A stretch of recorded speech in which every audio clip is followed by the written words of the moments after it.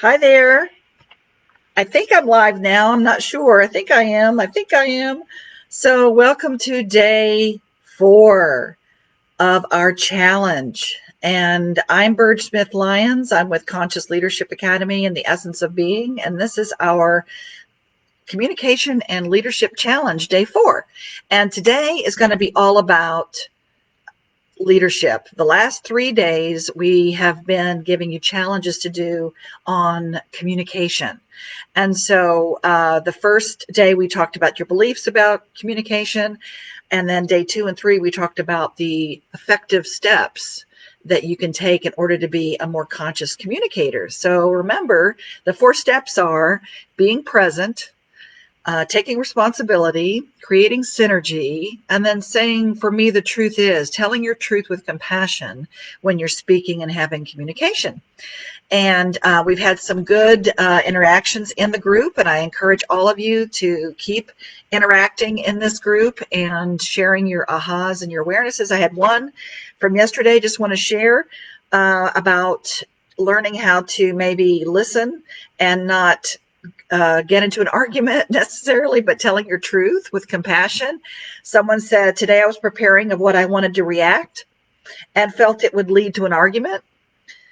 And instead, I just listened and spoke my truth, and the argument abated. So that was good. So you have immediate feedback that this stuff works. Okay, so definitely we're going to be starting our leadership portion now for the next 3 days of how to be a more conscious, effective leader. Whether you're a leader of one or a leader of a family or a leader of your team or a group or an organization or community or the world, it doesn't really matter because we all are leading our way through something, right? So I'm going to be giving you tidbits throughout the next 3 days on that, and also giving you a challenge each day so that you can share and everybody can learn from each other, okay?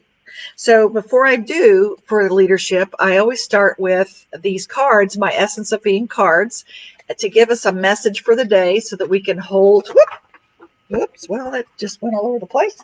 So we can hold a message or something that's going to affect us today. And these are very magical cards. That's something that science hasn't proven yet. So we always pick the perfect card for us to focus on today. And it says, for me, for things to change, first I must change. Duh, right? So if you want something to change in your life, first it has to start within, something that you can change. I am the center of my universe. If I want something different in my life, I must do and be something different. If I do the same old thing, I will get what I've always gotten. That's right. All lasting change happens on the inside first. Therefore, for things to change in our lives, first, I must become the change. So let's start that change, shall we? Let's start changing our ideas of what a conscious leader is. And so we are building that global movement of conscious leaders empowering others to create a win-win world. Hi, Susan. I see you there. So we're doing this together. So it takes a village. Yes. Okay. So there are 17 aspects of being a conscious leader, in my opinion. And we're going to touch on a couple of them. Today, we're going to touch on a couple. Tomorrow, we're going to go into your beliefs around being a great leader and what that looks like. And then on the last day, we're going to be looking into your own power about how do I stand in my power? Am I afraid of my power? What happens when I'm powerful? Okay. So the 17 aspects, I'll just go over very quickly, is showing up and having courage, inspiring other people or empowering them, and finding your purpose and your core values and understanding what those are. Standing in your power as a leader, integrity, having the integrity as a leader, taking personal responsibility and accountability, and demonstrating what that looks like as a conscious leader, having empathy, and really understanding emotional intelligence can really support you in becoming a really great leader in whatever you're doing. Having effective communication, go back and look at the 3 days, that can help, right? And understanding your own blind spots and your boundaries. And what are those? And do you have boundaries? And how do you have healthy boundaries? And understand your blind spots with your feedback loop. Okay. Respecting yourself, respecting others, and cooperating with others. You have to have a little bit of trust and to create that synergy that we talked about yesterday. Also, in becoming a conscious leader, you want to learn how to delegate. All of you solopreneurs out there, okay, you want to learn how to delegate. Foster innovation, and you don't have to be the one always thinking of everything, okay? And be flexible. And the other part is have a sense of humor. Got to have a sense of humor. So, or not, but it helps, okay, as a conscious leader, is to have a sense of humor. So those are the different aspects.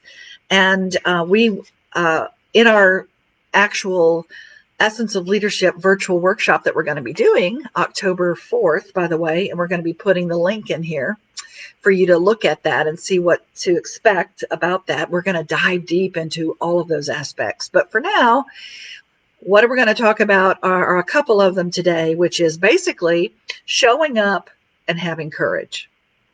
All right. So showing up is number one. If you don't want, I don't know about you, but sometimes I just don't want to show up. Sometimes I just don't want to do it. Like today, I hurt myself. I have a tear in my calf muscle and I hurt it again today. So I'm like, but I promised you I'd be here today and my word is my bond. And so even though as a leader, sometimes you may not want to show up, you show up anyway. And then think about your life. How many times do you show up in the world and things happen because you showed up? And if you hadn't have gone to a certain place or shown up at a phone call or whatever you are doing, then from that, something really great expanded because you were there. Okay. And if you hadn't been there, you wouldn't have met so-and-so. So showing up, even though you don't want to sometimes, is really important because your word is your bond. And if you can instill trust, if you tell somebody you're going to do something and you do it, then they trust you. And so you are showing the world that you are trustworthy. Okay. And that's important to be a good leader. So showing up is number one. Number two is having the courage to whatever it is that you want to do in your life. And so courage comes from the French word le coeur, which is from the heart. So if you can come from the heart and state whatever it is that you're committed to doing, first of all, that's going to be better as a conscious leader to say that I'm really committed from my heart to doing something. So let's say you commit to leading a group of some sort, or you commit to creating some kind of a thing that you're going to do with your family. Okay, if that's the leader of your family. So you commit to doing it. And even though you have doubts creep in. You have a doubt. How's it going to work? Is it going to work?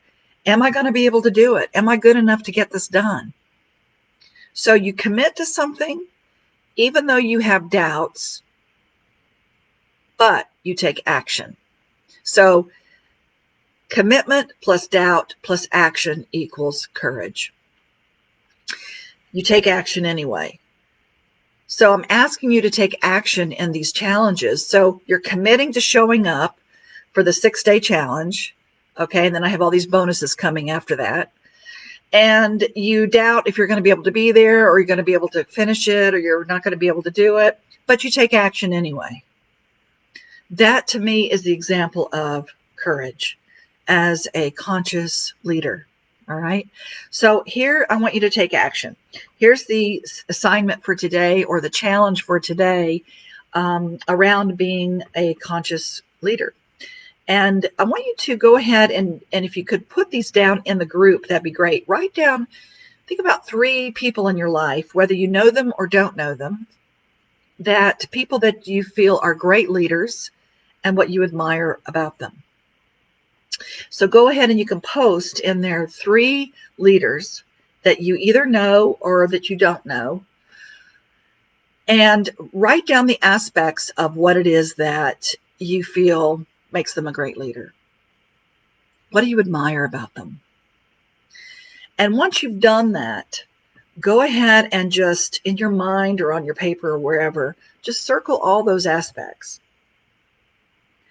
And then after you've done that, I want you to really take a moment and self-reflect and ask yourself, how do I embody? How do I embody those? Do I embody any of these aspects? How many? Which ones do I embody and really own? Or which ones do I really want to look at and really create more of and improve on? Because you might feel like you have a lot of courage as a leader, or you might feel like you are an effective communicator, but you might be a little bit, maybe I don't show up like I should or feel like I could, or maybe my integrity level or my feedback level or my integrity, whatever it is that your aspects that you wrote down for those leaders, maybe one of those things or two of those things you want to improve on for yourself. So these are things that you admire. It's really kind of peering into your core values about what a leader looks like. All right. So do that challenge. Go ahead. And if you came in late or if you're listening on the recording, go back and listen. So you want to make sure you put those 3 leaders down. What are their aspects?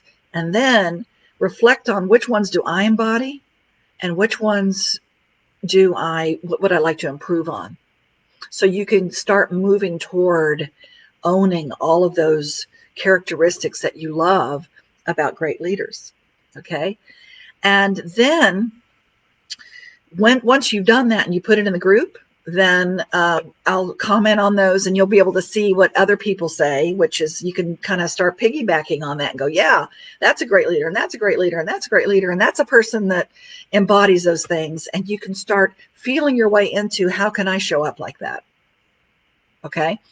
And then what we're going to do tomorrow is we're going to go more into your beliefs about what's blocking you maybe from becoming a great leader or thinking what a great leader is. And then on the next day, we're going to go into your power. What's blocking your power? Any fear about being powerful? And how can you be more powerful? What does that look like? Okay. So I'm going to be here again tomorrow at 12 noon Eastern Standard, and again on Saturday, 12 noon Eastern Standard. And we have a link here. If you want to delve into this leadership, okay, we're going to have a 5-hour virtual workshop on it that's live with us together. And we're going to dive deep into all of those 17 aspects of how can I really embody those. And I'm going to give you tools on how to hold yourself accountable so that you can be all that you can be. Okay. So look at the link, click on it so that you can see more of what it's going to be. Go ahead and register. It's October 4th is for the leadership 5-hour virtual workshop. Okay. And I promise you that we're going to go into in-depth interaction with all of those. So I really encourage you to do that as well. So click on the link, find out more about that. And again, join us tomorrow at noon live. And if you have anything to say, let's see if we've got anything that's going on here I can't see. Let's see. Oh, Paulette's here. Brigitta's here. Okay. All right. Perfect. So thank you all for joining me today. And again, tomorrow we're going to go into your beliefs. Okay.